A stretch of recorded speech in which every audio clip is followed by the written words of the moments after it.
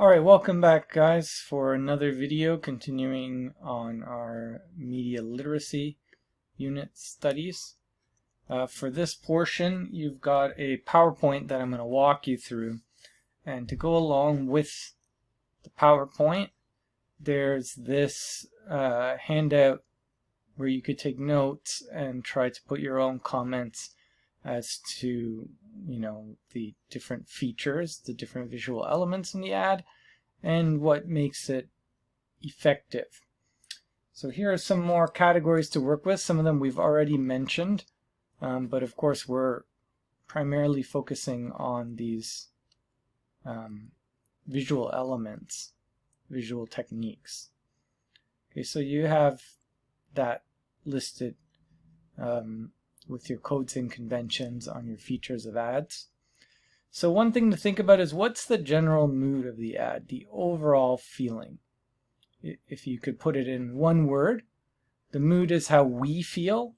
So that's the feeling evoked in the audience. And so maybe it's joyful, fun, maybe there's a sense of satisfaction, maybe it's dark, maybe it's suspenseful,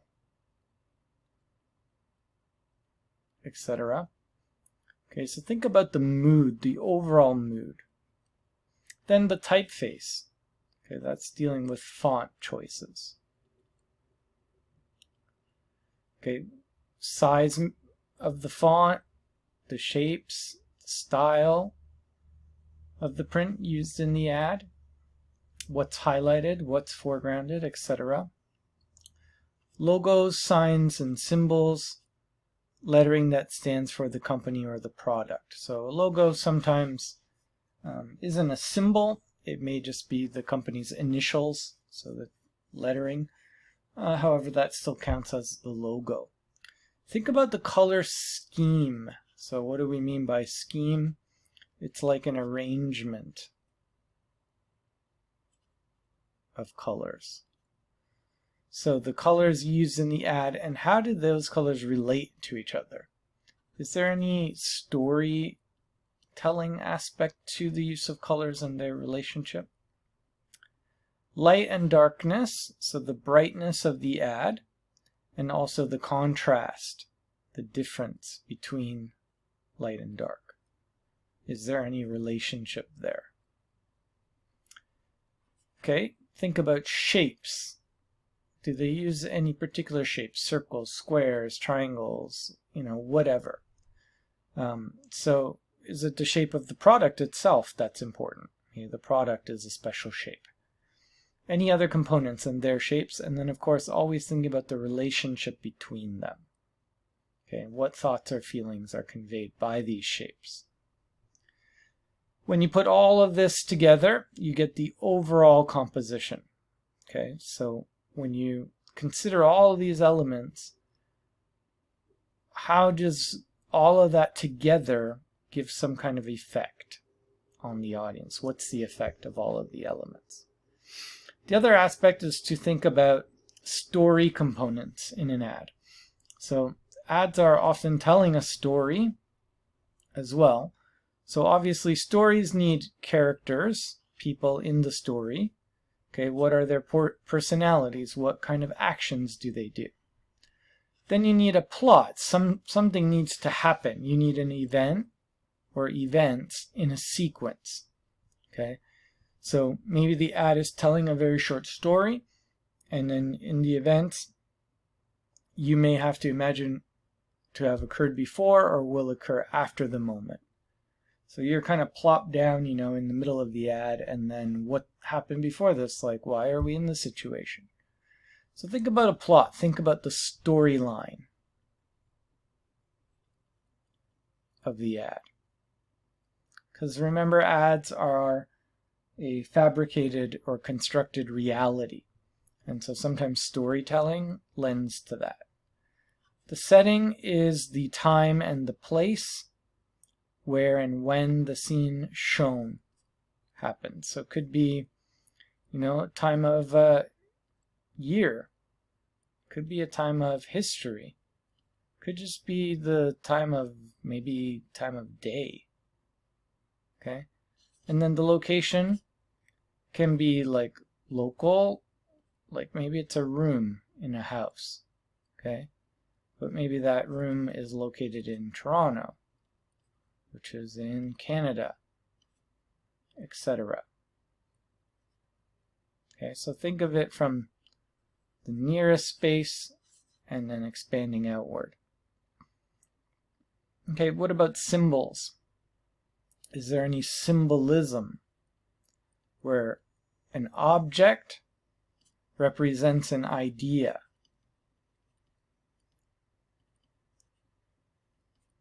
Or an abstract concept?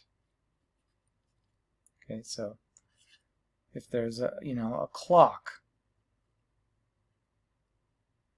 what does that clock represent? Etc. All right, and then finally, subtext means reading between the lines, something under the surface. So it's not directly stated, but it's still there. It's like when your friend invites you out and you're like, oh yeah, text them back, maybe I'll make it, I'll let you know, it depends if I, get all my homework done. But in reality, the subtext is you might not really want to hang out with them. All right, so have those in mind as we go through the ads in question. Those are the categories that you're thinking about in terms of the notes that you would take. So make some creative jot notes. You can do that on that sheet or have those categories written on a separate paper or whatnot if you're not working digitally for your jot notes. So I want to take a look at an Ipod Shuffle ad. This is an older ad, but has some neat features for these visual techniques. So I'm going to play it. The link is in the file, so sometimes Screencastify doesn't let you hear the sound of a video while I'm recording. So hopefully my microphone will pick up the sound from my speakers and you'll hear it. But let's give it a shot.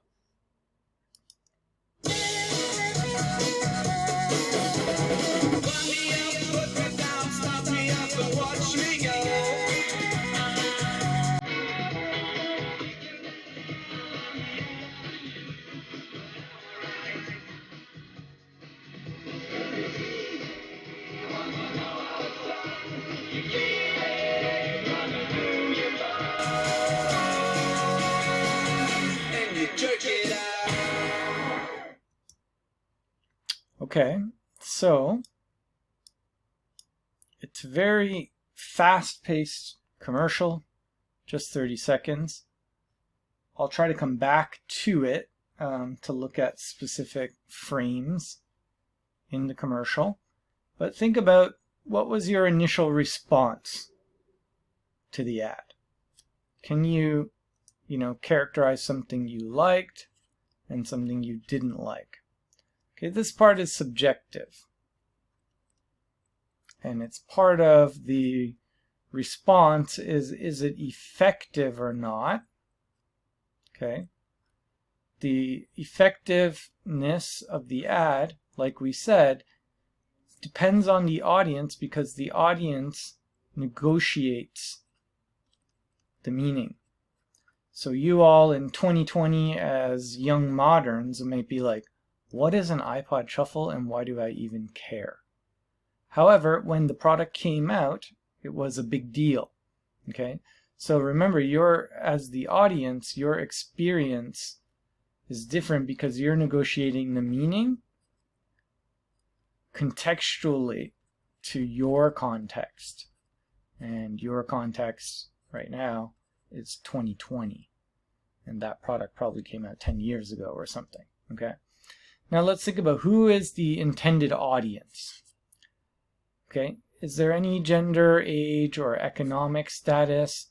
Are there any specific groups that we can identify from here?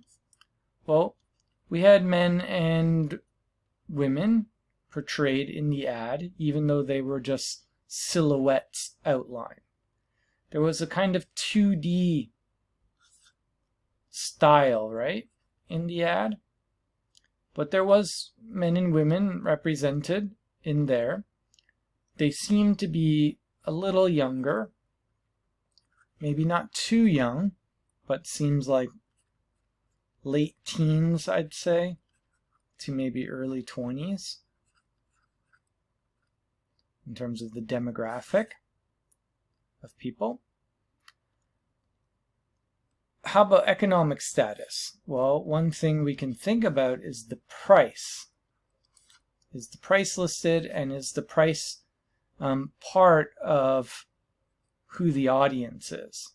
And there was one thing that said $99 for this particular Ipod Shuffle. Okay. Was there any appeal, for example, with masculine or feminine issues, desire for possessions, luxury, elegance, adventure, privilege, emotion, sound? Well, I think we could say emotions and sound for sure. It's high energy. It's kind of fun. They've got dancing going on. And the music, the lyrics, and the soundtrack. All right. What's the major element in this ad? Turn the volume down a bit so we can do a quick close reading of it. All right. Right off the bat, we see 3 colors, so to speak, although 2 are black and white, so those aren't truly colors. And then green. Green is the dominant color. And notice right away we see these arrows coming in. And the person is in the middle of the arrows. The arrows are not touching her. And then we have the iconic white standing out. So that's contrast, right? Stark white and black. These arrows are a symbol. So symbol is really important in this ad too. Okay, notice first thing to do, zoom right in on the product. There it is. The Ipod Shuffle hanging from her neck while she's dancing. Okay, notice this guy's spinning around and the camera is rotating and spinning with the dancer. Okay, again, here's our symbol. And actually this symbol is the shuffle symbol. So they invented this feature, shuffle. It didn't really exist in the iPod before. And what does shuffle do? It creates a random order of your songs. It's totally randomized, right? Notice how, again, the arrow is pointing at her, not touching her. It went around her before. This guy, it's above him, moves around him. Notice how he's dancing. Again, zoom in on the product. The arrow's not touching them. And text. Okay, now we have text. It's important. White is the color. So white connects us back to the product color. So think about product shape and color as well. And, sorry, what does the text say? Life is random. And so that randomness is just like shuffle, the shuffle feature. Okay, see it going around them, behind her. Here's our price, again white, linking us back to the product. And now what just happened at the end there? Very interesting. It actually erased the person. The person merged with the symbol. That represents the product. It means it's like part of you, part of your identity, part of your life, part of your, humanity. And in fact, in a creepy way, it erased the person. The person became the random symbol. And lastly, when do they put the logo? That's important. At the very end. It's the last thing you see. It's white. And it connects back to the text. And so they're saying, hey, this fits your life.